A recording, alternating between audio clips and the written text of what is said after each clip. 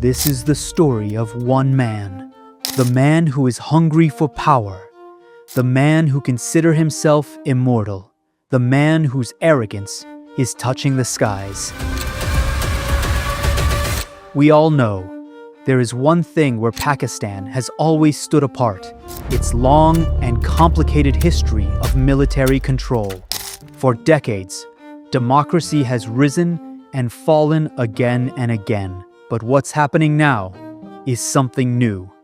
A silent, bloodless coup, not through guns, but through the constitution itself.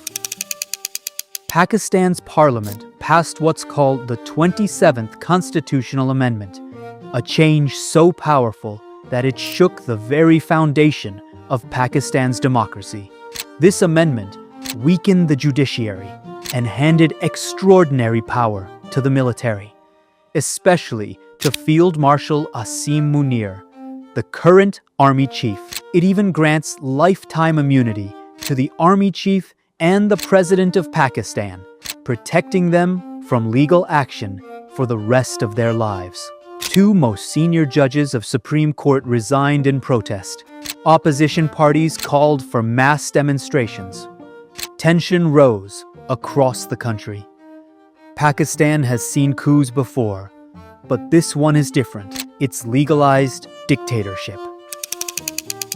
The most insane part is that amendment introduced a new post, the Chief of Defense Forces, a position that will always be held by the army chief. It also rewrote Article 243, changing how the military and government share power. Now, the army chief cannot easily be removed. To do so, Parliament would need a 2/3 majority, nearly impossible. Even Pakistan's nuclear command has been taken away from civilians and placed under military control. Step by step, the army has moved from influence to dominance. A new federal constitutional court is created, and its judges are chosen by the government. Entire amendment is an assault on the judicial system of Pakistan. Please remember what has happened. They have created a new constitutional court which will be above the Supreme Court of Pakistan. This court now handles constitutional matters and human rights cases, powers once held by the Supreme Court. The Supreme Court has been reduced to little more than a civil court. The message is clear. No one can challenge the military establishment anymore. So why did the army formalize its power now? The answer lies in May 2023. After the arrest of former Prime Minister Imran Khan, thousands of Pakistanis took to the streets in anger and shouted against the generals. Peaceful protest is our right. For the first time, the army's authority was directly challenged by its own people. That moment broke the illusion of control, and the military knew it had to rebuild its power.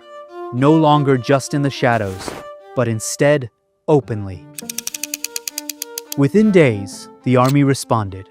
Imran Khan was jailed. Hundreds of his party members were detained or forced to quit politics. Then, in 2024, his party, the PTI, was banned from using its symbol in elections. Candidates had to contest as independents. Even when they won, they weren't allowed to form the government. When the case reached the Supreme Court, judges ruled in PTI's favor, but the army ignored the decision. The people's votes were silenced. Democracy became an illusion. After this defiance, the army moved fast.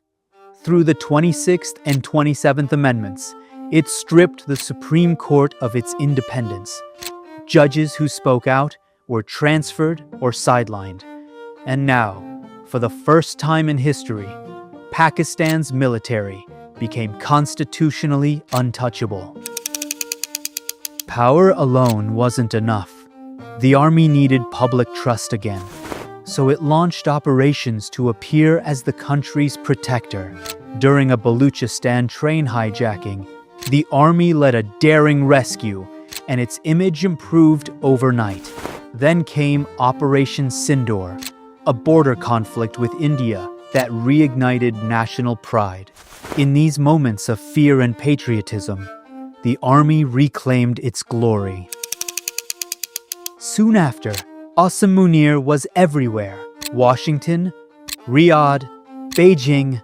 In every major meeting, he stood beside Pakistan's prime minister, a symbol that Pakistan's diplomacy now ran through one man, not the civilian government. Pakistan's generals are not just soldiers anymore. They are statesmen, diplomats, and decision-makers, all in one. Well, they always have been, but now they're doing it openly.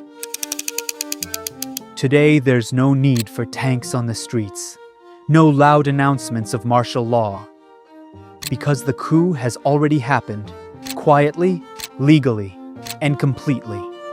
Right now, Pakistan is under martial law.